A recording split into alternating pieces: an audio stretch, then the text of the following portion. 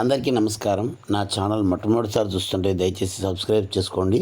ముఖ్యమైన సమాచారాలని నేను ఎక్కువ మందికి అందించగలిగే అవకాశం ఉంటుంది.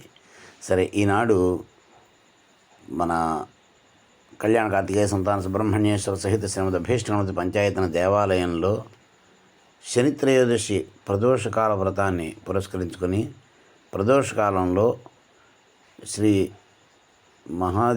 దేవునికి రుద్రాభిషేకం, తైలాభిషేకం నిర్వహించడం అనేది జరిగింది.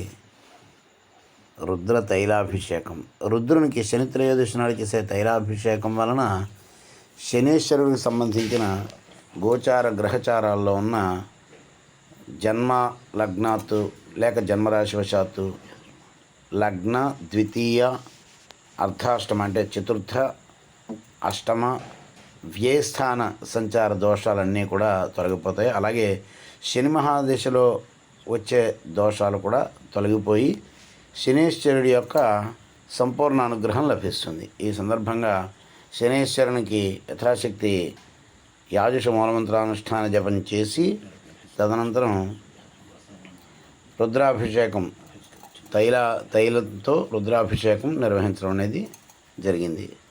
తదనంతరము ఎప్పటిలాగానే ఈ తైలం మొత్తాన్ని జ్యోతి ప్రజ్వలనం చేయడం అనేది జరిగింది. సర్వేభ్యః కళ్యాణ కార్తికేయ సంతాన సుబ్రహ్మణ్యేశ్వర సహిత శ్రీమద్ అభీష్టగణపతి పంచాయతనమూర్తి అనుగ్రహ సిద్ధిరస్తు. శ్రీ మహాదేవానుగ్రహ సిద్ధిరస్తు. శనీశ్వర గ్రహదోష పరిహారమస్తు. స్వస్తి.